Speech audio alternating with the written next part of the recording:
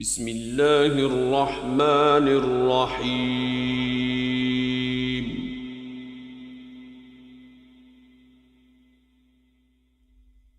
الحمد لله الذي أنزل على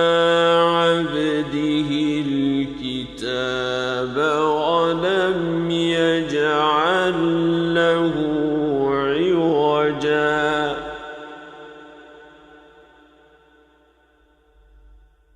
قيما لينذر بأسا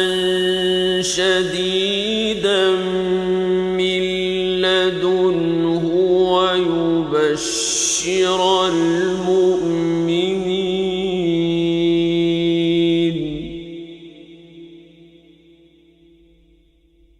ويبشر المؤمنين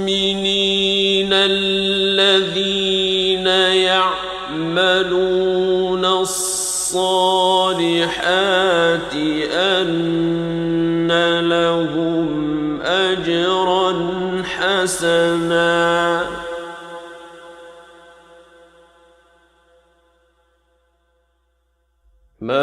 ماكثين فيه أبدا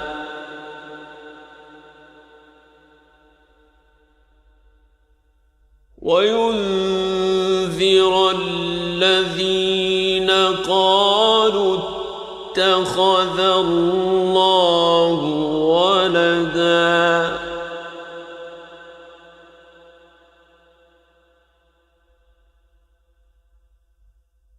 ما لهم به من علم ولا لآبائهم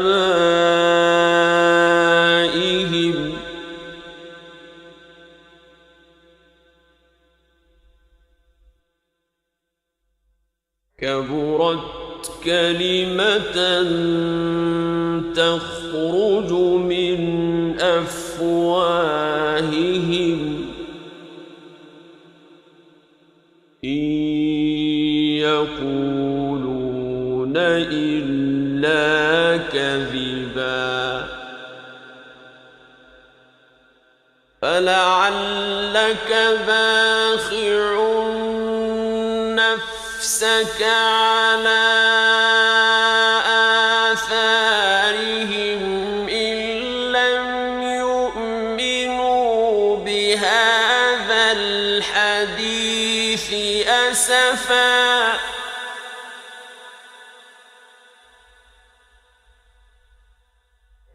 إنا جعلنا ما على الأرض زينة لها لنبلوهم أيهم أحسن عملا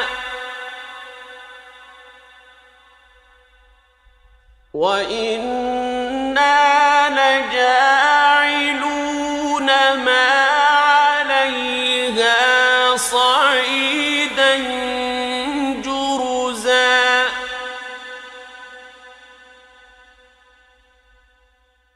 أم حسبت أن أصحاب الكهف والرقيم كانوا من آياتنا عجبا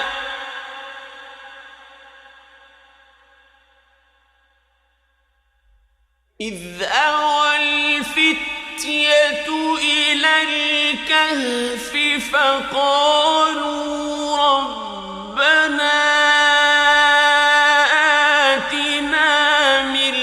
لدنك رحمة وهيئ لنا من أمرنا رشدا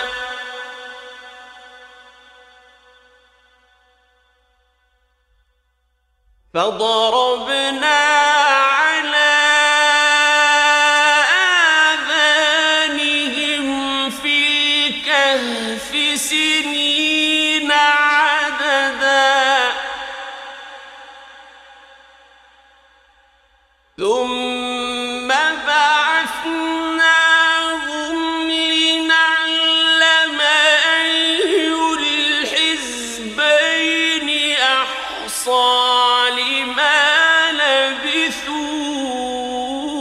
أمدا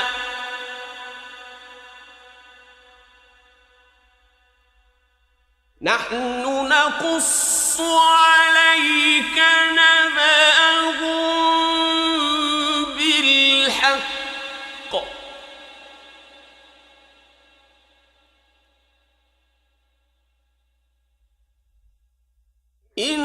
إنهم فتية آمنوا بربهم وزدناهم هدى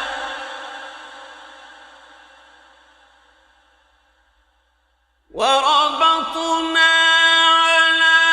قلوبهم إذ قاموا فقالوا ربنا رب السماوات والأرض لن ندعو من دونه إلها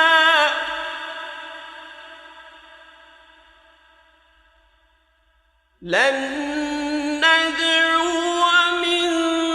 دونه إلها لقد قلنا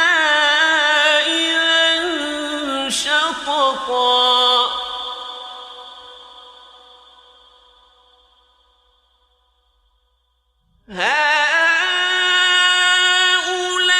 هؤلاء قومنا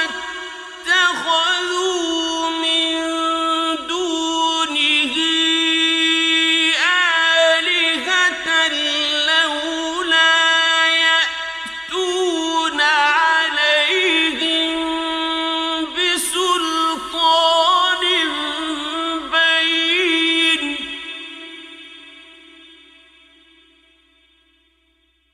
فمن أظلم ممن افترى على الله كذبا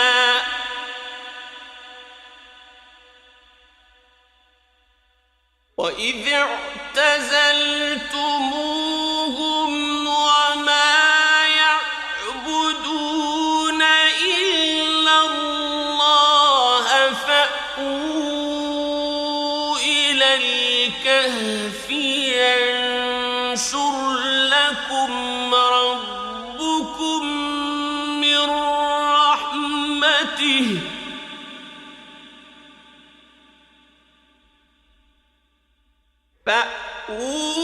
فأووا إلى الكهف ينشر لكم ربكم من رحمته ويهيئ لكم من أمركم مرفقا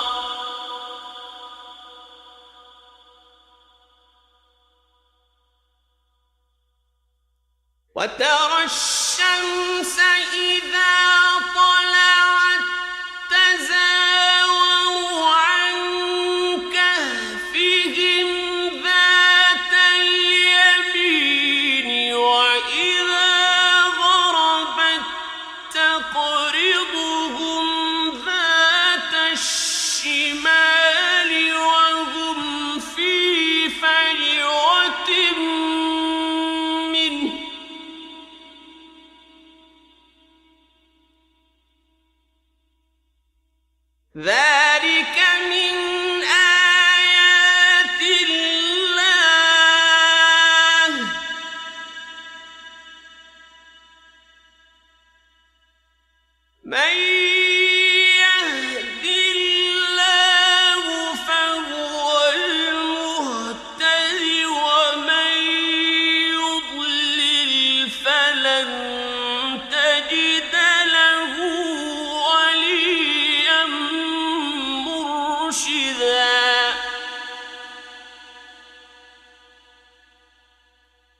وتحسبهم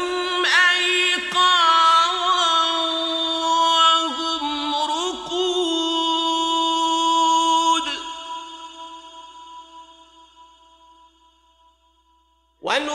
ونقلبهم ذات اليمين وذات الشمال وكلبهم باسط ذراعيه بالوصيد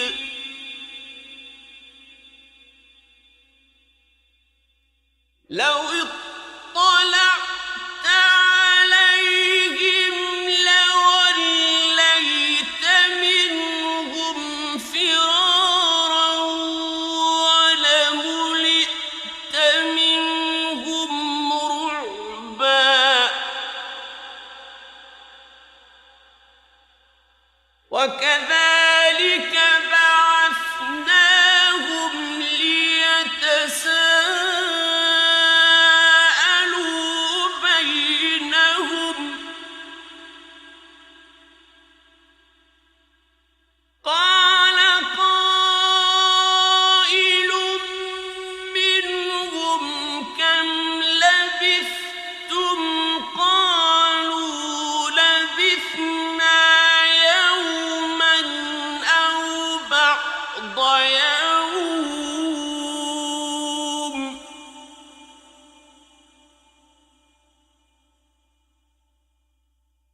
قالوا ربكم أعلم بما لبثتم فابعثوا أحدكم بورقكم هذه إلى المدينة فلينظر أيها أزكى طعاما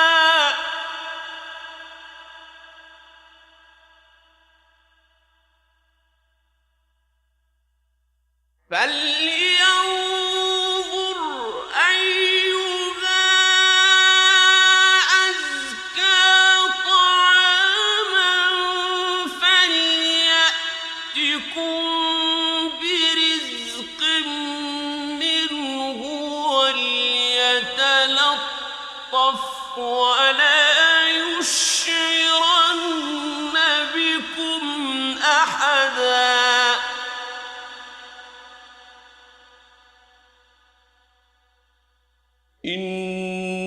إنهم إن يظهروا عليكم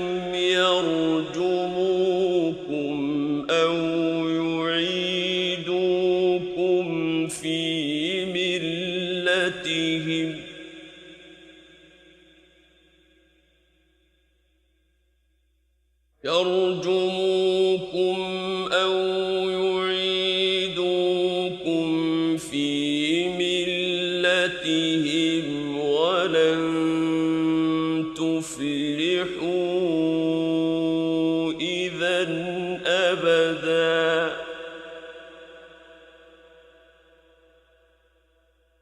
وكذلك أعثرنا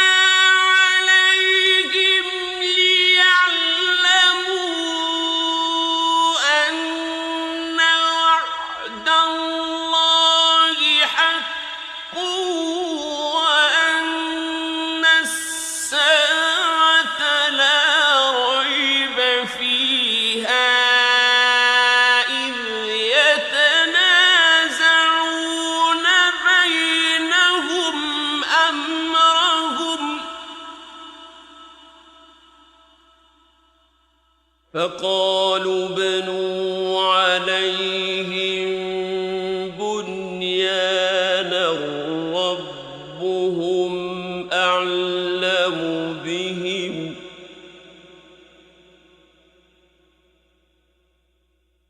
قال الذين غلبوا على أمرهم لنتخذن لَنَتَّخِذَنَّ عَلَيْهِمْ مَسْجِدًا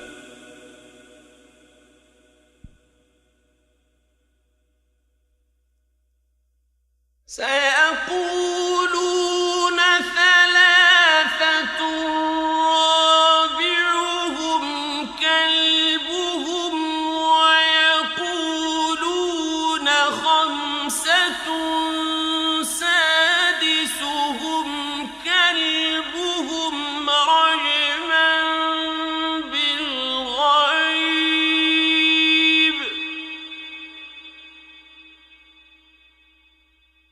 رجما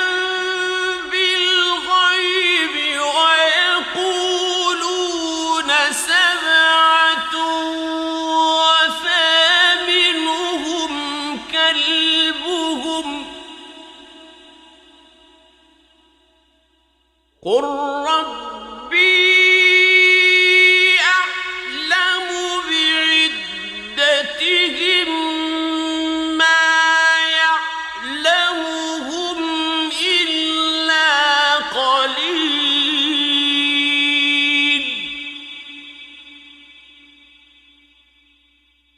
فلا تمار فيهم إلا مراء ظاهرا ولا تستفت فيهم منهم أحدا ولا تقولن لشيء إني فاعل ذلك غدا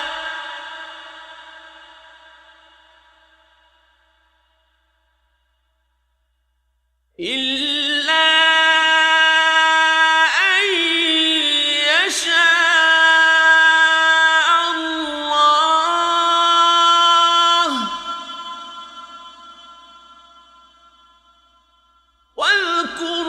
ربك إذا نسيت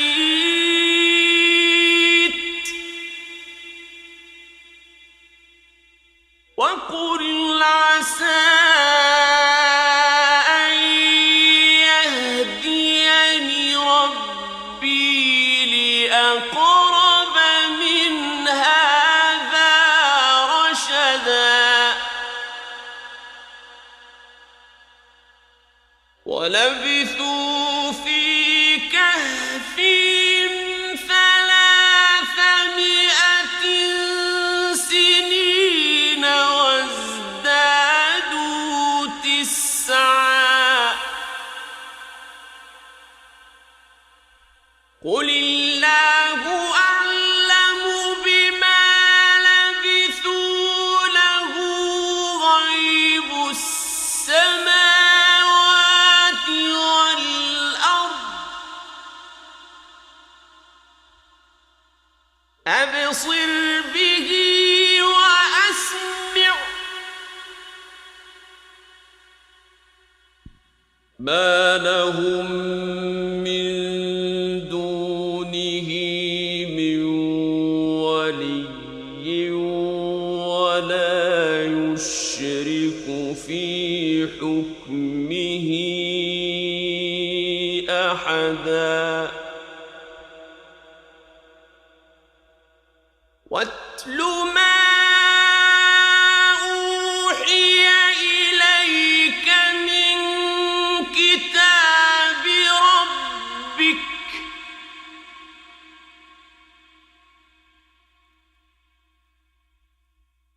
لا مبدل لكلماته ولن تجد من دونه ملتحدا واصبر نفسك مع الذين يدعون ربهم بالغداة والعشي يريدون وجهه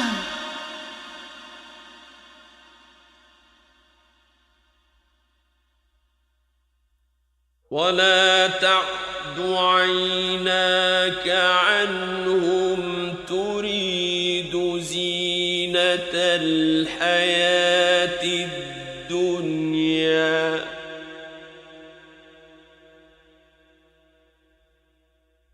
ولا تطع من أغفلنا قلبه عن ذكرنا واتبع هواه وكان أمره فرطا وقل الحق من ربكم فمن شاء فليؤمن ومن شاء فليكفر إنا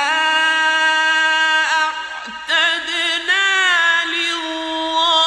للظالمين نارا أحاط بهم سرادقها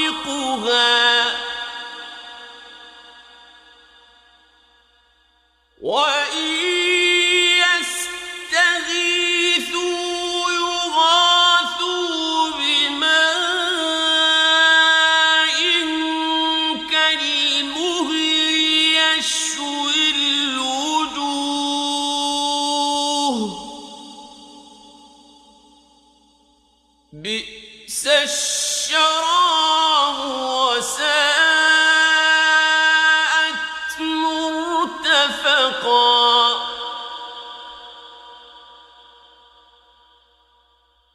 إن الذين آمنوا وعملوا الصالحات إنا لا نضيع أجر من أحسن عملا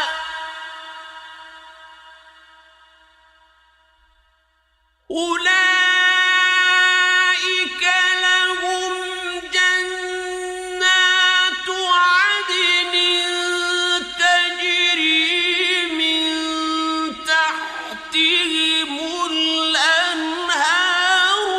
يحلون فيها من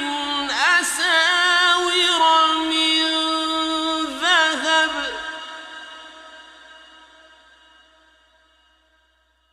يحلون فيها من أساور من ذهب ويلبسون ثيابا خضرا من سندس واستبرق ويلبسون ثيابا خضرا من سندس واستبرق متكئين فيها على الأرائك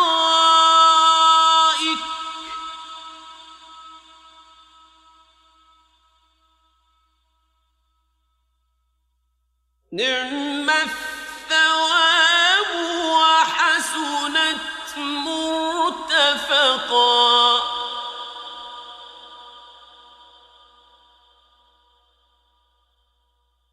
واضرب لهم مثلا رجلين جعلنا لأحدهما جنتين من أعناب وحففناهما بنخل وجعلنا بينهما زرعا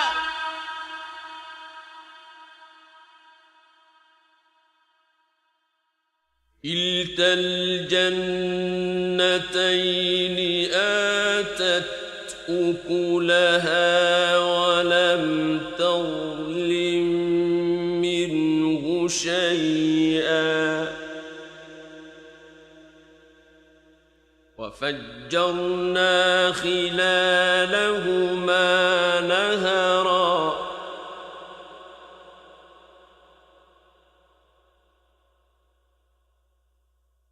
وكان له ثمر فقال لصاحبه وهو يحاوره أنا أكثر منك مالا وأعز نفرا ودخل جنته وهو ظالم لنفسه قال ما أظن أن تبيد هذه أبدا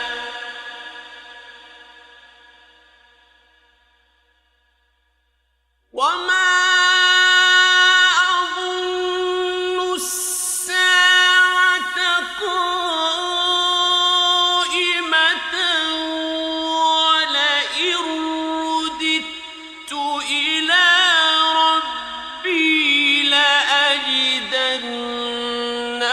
خيرا منها منقلبا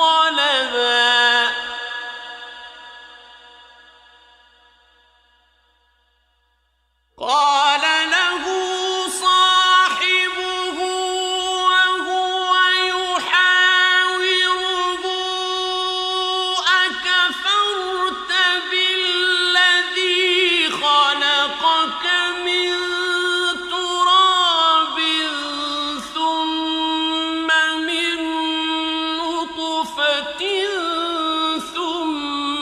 سواك رجلا لكن هو الله ربي ولا أشرك بربي أحدا ولولا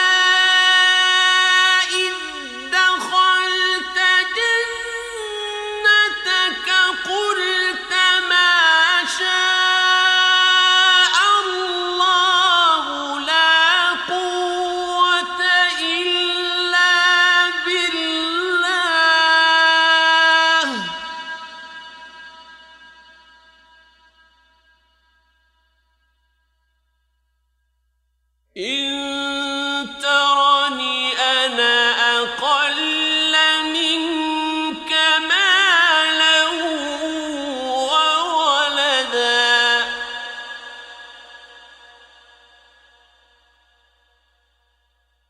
فعسى ربي أن يؤتيني خيرا من جنتك ويرسل عليها حسبانا من السماء فتصبح صعيدا زلقا أو يصبح ماؤها غورا فلن تستطيع له طلبا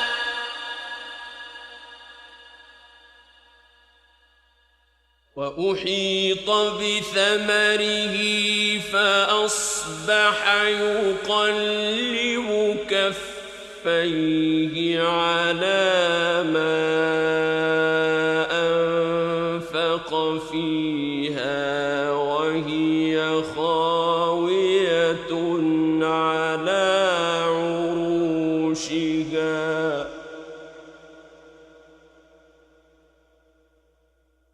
فأصبح يقلب كفيه كفيه على ما أنفق فيها وهي خاوية على عروشها ويقول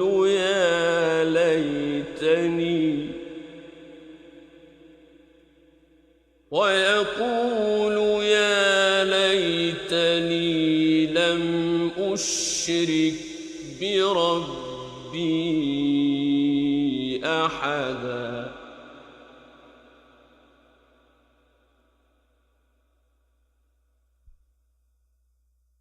ولم تكن له فئة ينصرونه من دون الله وما كان منتصرا هنالك الولاية لله الحق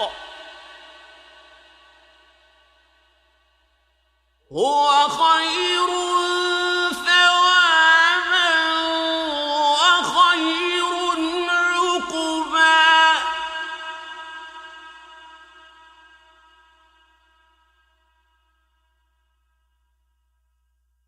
واضرب لهم مثل الحياة الدنيا كماء أنزلناه من السماء فاختلط به نبات الأرض فأصبح هشيما تذروه الرياح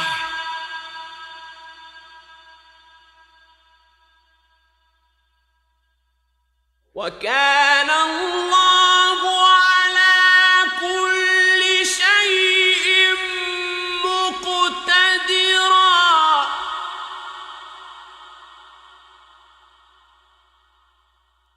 المال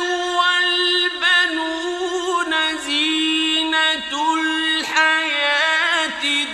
الدنيا والباقيات الصالحات خير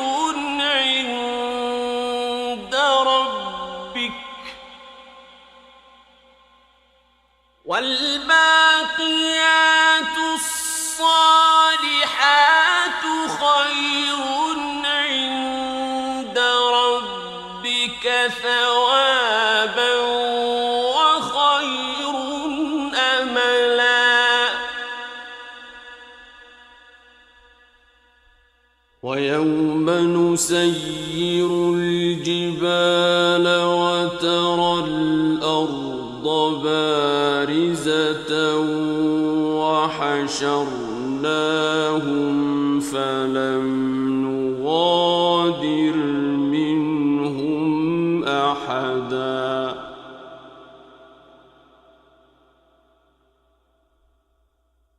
وعرضوا على ربك صفا لقد جئتمونا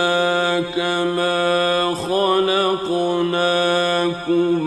أول مرة بل زعمتم أن لن نجعل لكم موعدا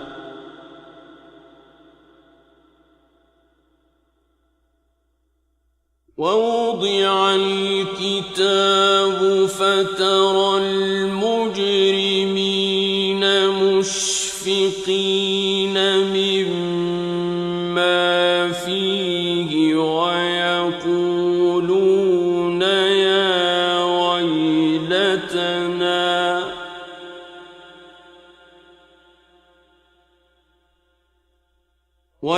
ويقولون يا ويلتنا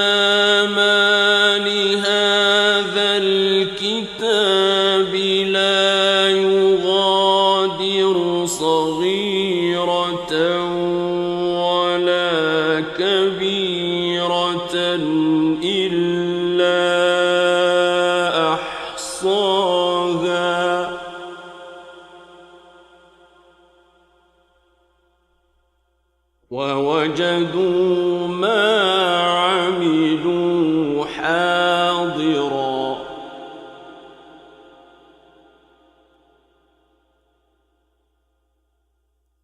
ولا يظلم ربك أحدا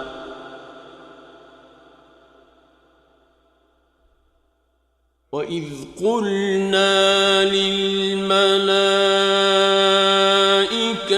اسجدوا لآدم فسجدوا إلا إبليس كان من الجن ففسق عن أمر ربه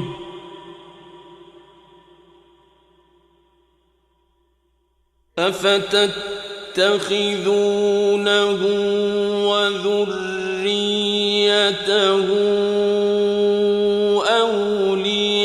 أولياء من دوني وهم لكم عدو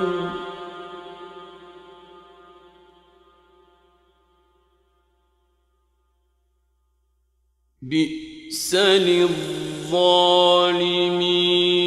بدلا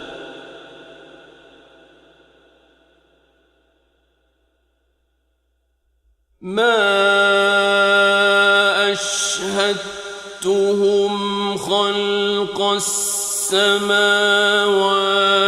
والأرض ولا خلق أنفسهم وما كنت متخذ المضلين عضدا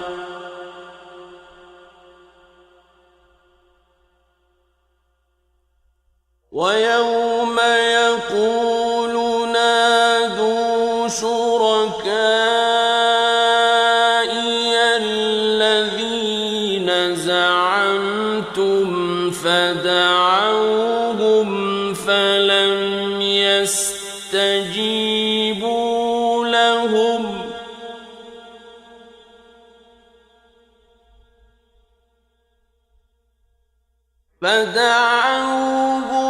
فلم يستجيبوا لهم وجعلنا بينهم موبقا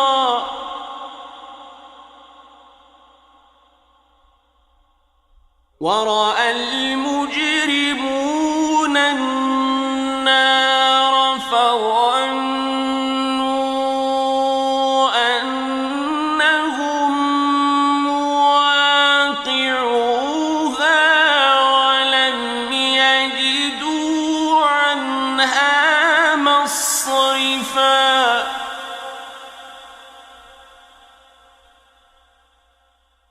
ولقد صرفنا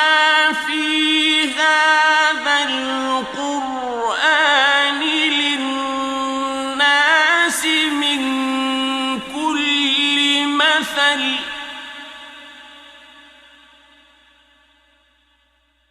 وكان الإنسان أكثر شيء جدلا وما منع الناس أن يؤمنوا إذ جاءهم الهدى ويستغفروا ربهم إلا أن تأتيهم سنة الأولين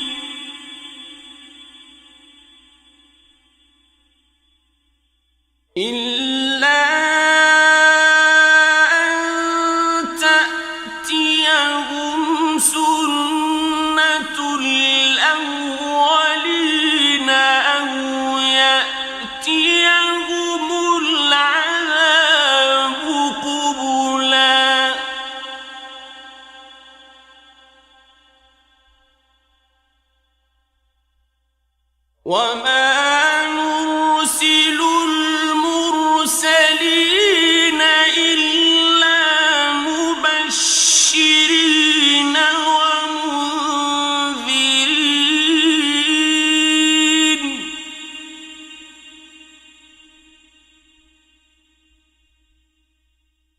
ويجادل الذين كفروا بالباطل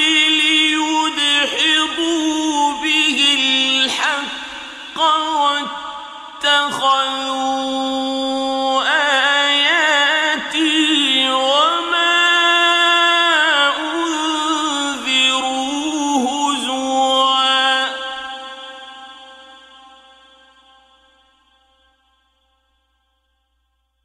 ومن أظلم ممن ذكر بآيات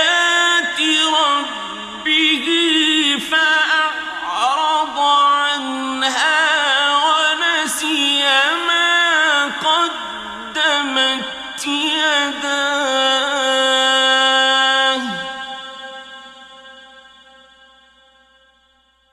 إنا جعلنا على قلوبهم أكنة أن يفقهوه وفي آذانهم وقرا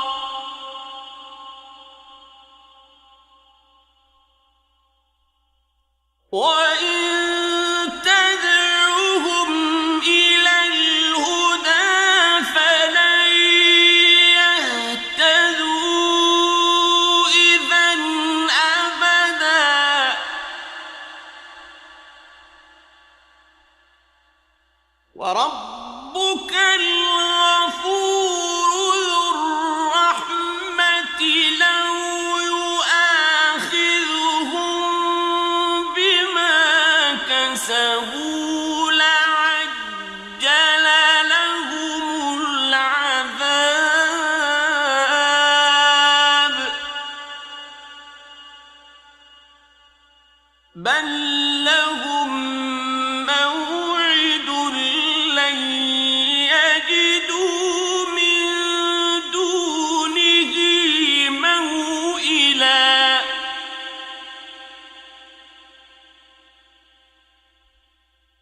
وتلك القرى أهلكناهم لما ظلموا وجعلنا لمهلكهم موعدا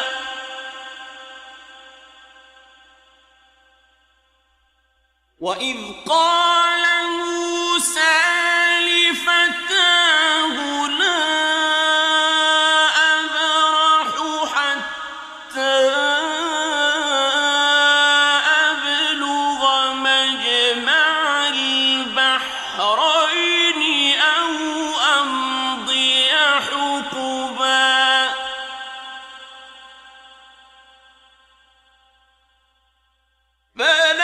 فلما بلغا مجمع بينهما نسيا حوتهما فاتخذ سبيله في البحر سربا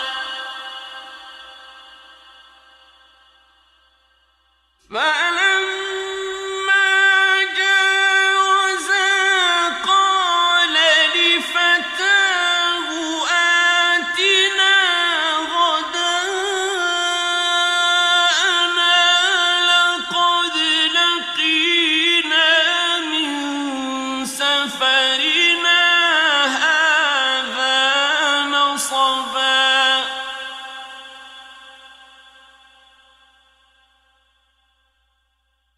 قال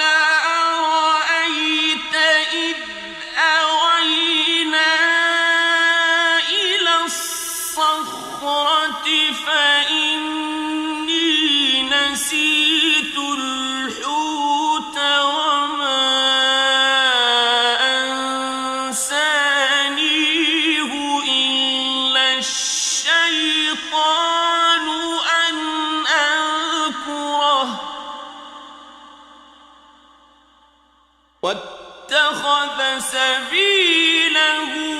في البحر عجبا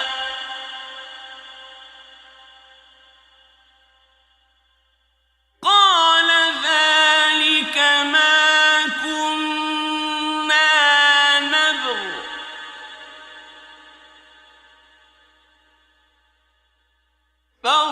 فارتدا على آثارهما قصصا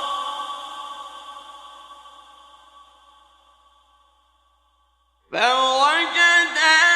عبدا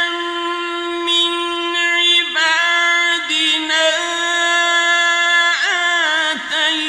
آتيناه رحمة من عندنا وعلمناه من لدنا علما قال له موسى هل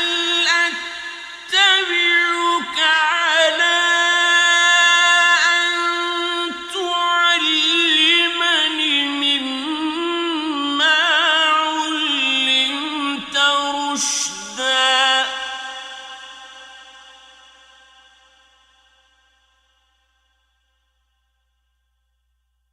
قال إنك لن تستطيع معي صبرا وكيف تصبر على ما لم تحط به خبرا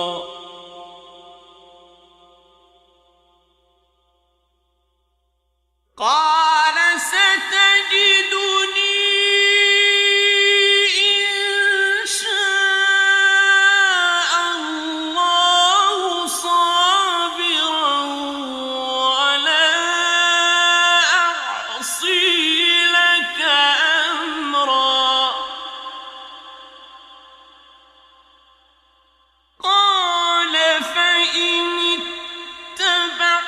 اتبعتني فلا تسألني عن شيء حتى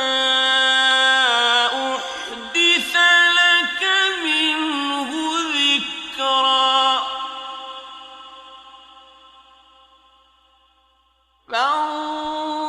فانطلقا حتى إذا ركبا في السفينة خرقها قال أخرقتها لتغرق أهلها لقد جئت شيئا إمرا قال ألم أقل إنك لن تستطيع معي صبرا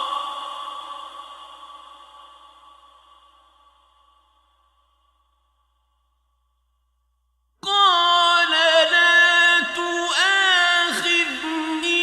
بما نسيت ولا ترهقني من أمري عسرا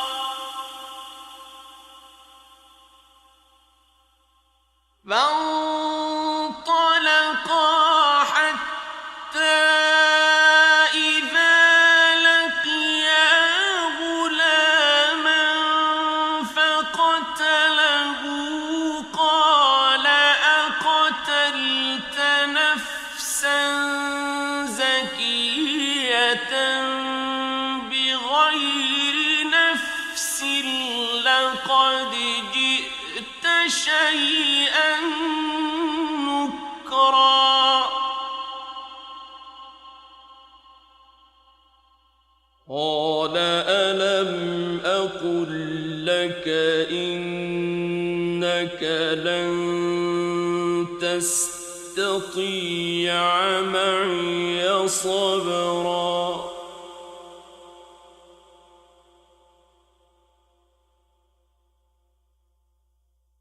قال إن سألتك عن شيء بعدها فلا تصاحبني قد بلغت من لدني عذرا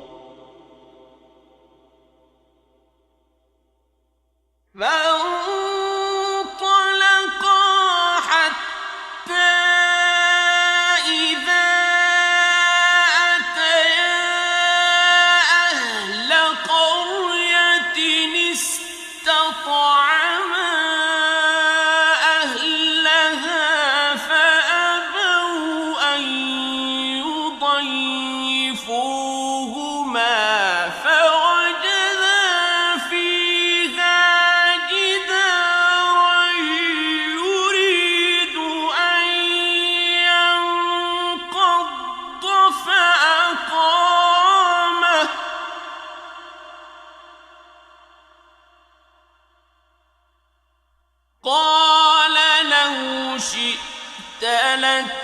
لاتخذت عليه أجرا قال هذا فراق بيني وبينك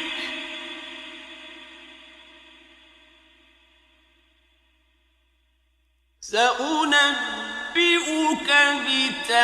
بتأويل ما لم تستطع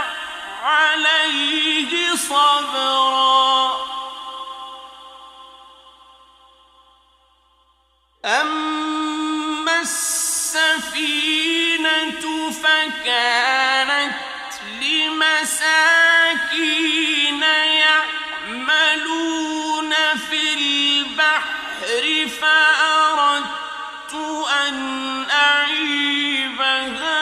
وكان وراءهم ملك يأخذ كل سفينة غصبا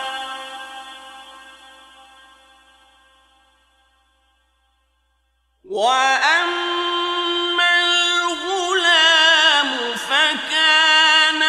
أبواه مؤمنين فخشينا أن يرهقهما طغيانا وكفرا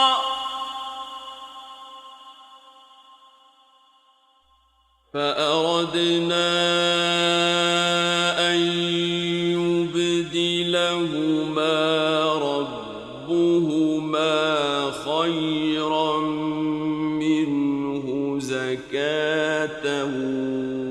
وأقرب رحما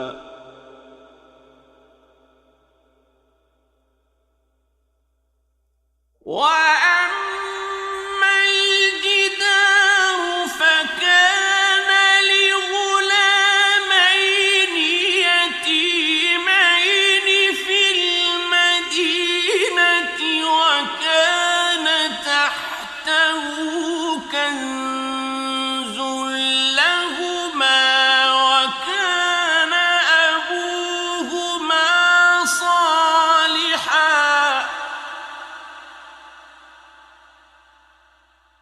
وكان أبوهما صالحا فأراد ربك أن يبلغا أشدهما ويستخرجا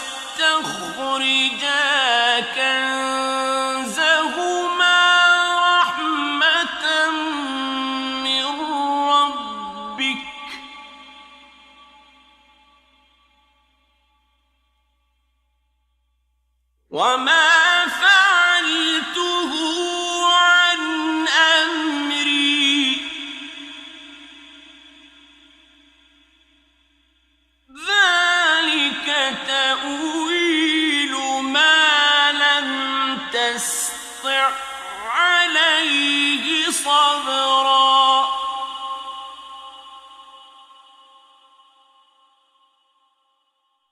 ويسألونك عن ذي القرنين قل سأتلو عليكم منه ذكرا إنا مكنا له في الأرض وآتيناه من كل شيء سببا فأتبع سببا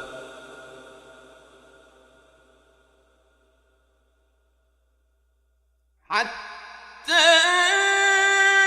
إذا بلغ مغرب الشمس وجدها تغرب في عين حمئة ووجد عندها قوما قلنا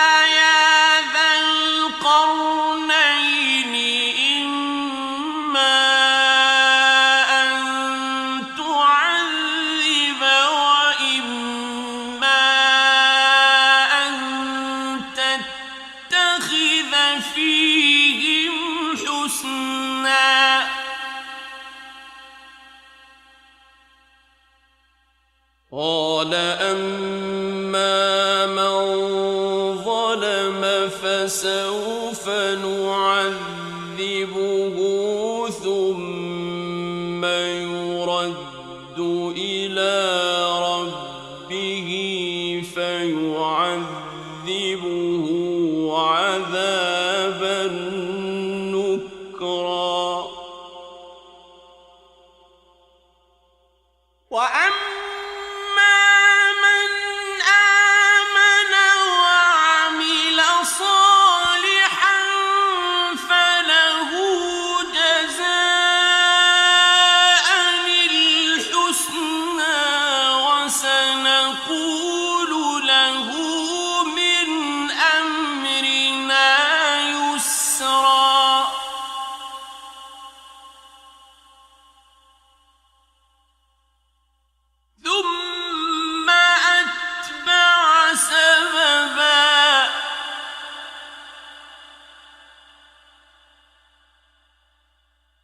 حتى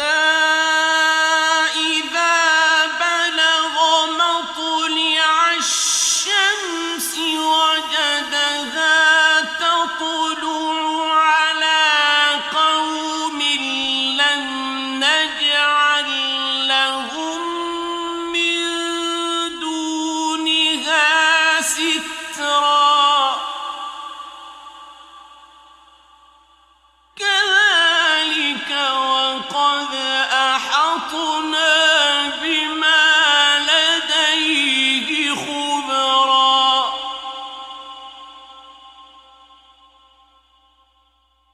ثم أتبع سببا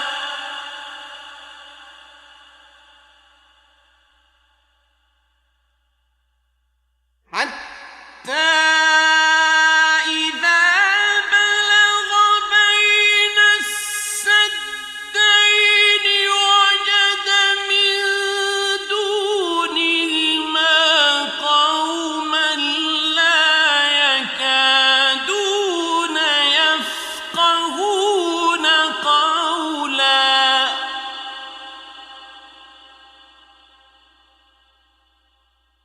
قالوا يا ذا القرنين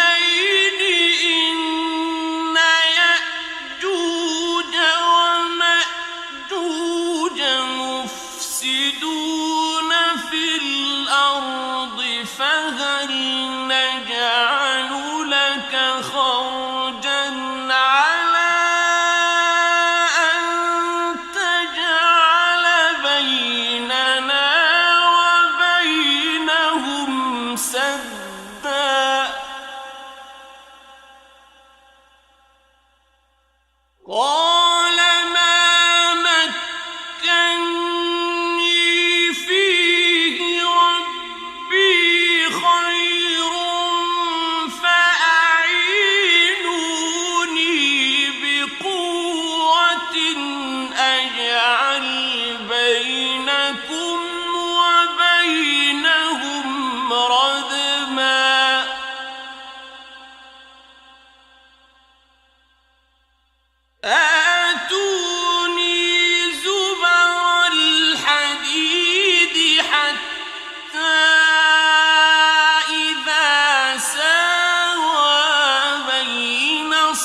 الصدفين قال انفخوا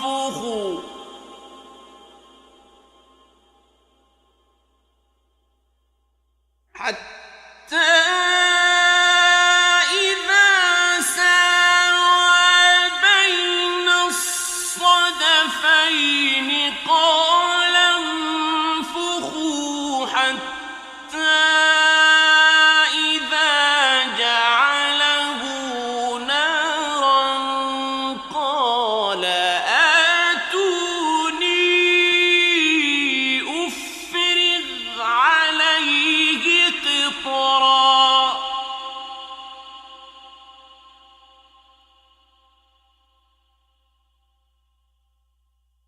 فما استطاعوا أن يظهروه وما استطاعوا له نقبا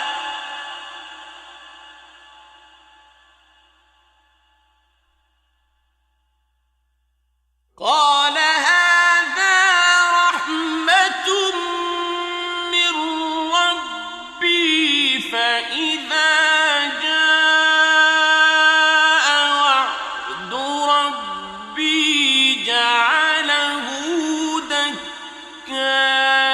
دكاء وكان وعد ربي حقا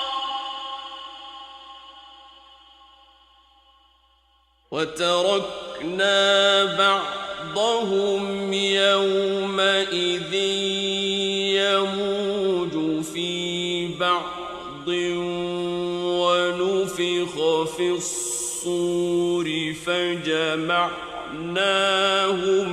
جمعا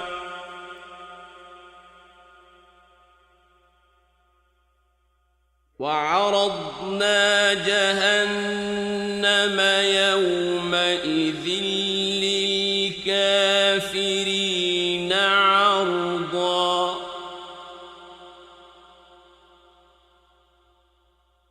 الذين كانت أعينهم في غطاء عن ذكري وكانوا لا يستطيعون سمعا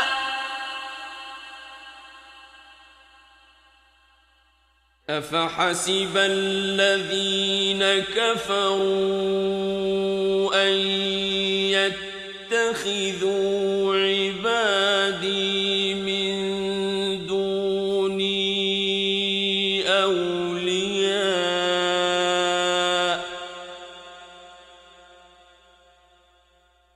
إنا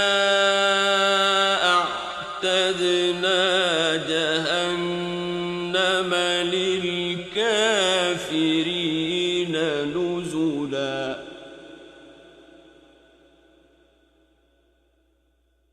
قل هل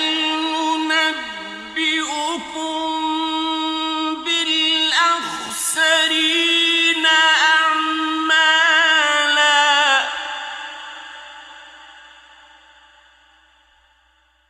الذين ضل سعيهم في الحياة الدنيا وهم يحسبون أنهم يحسنون صنعا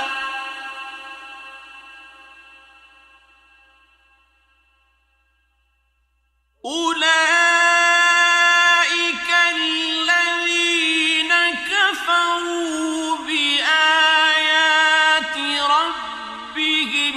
ولقائه فحبطت أعمالهم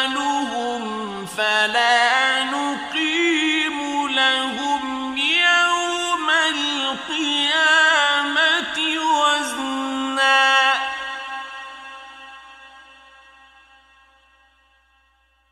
ذلك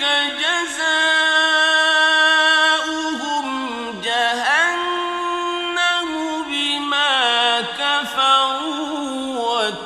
واتخذوا آياتي ورسلي هزوا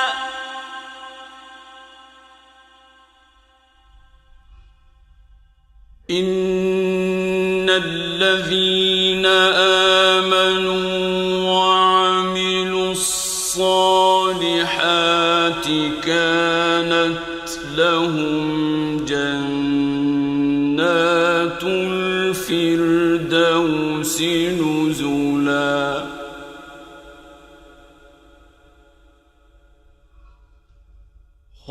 خالدين فيها لا يبغون عنها حولا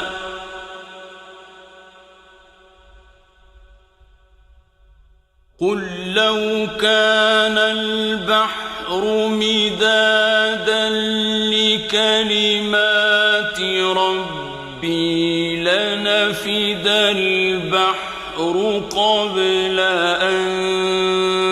تنفد كلمات ربي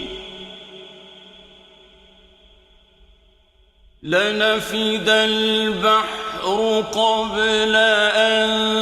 تنفد كلمات ربي ولو جئنا بمثله مددا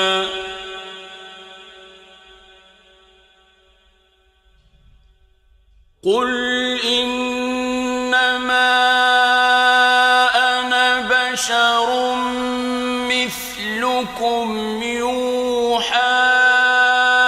إلي أنما إلهكم إله واحد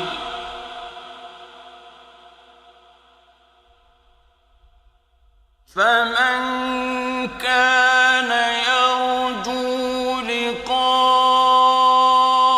ربه فليعمل عملا صالحا ولا يشرك بعبادة ربه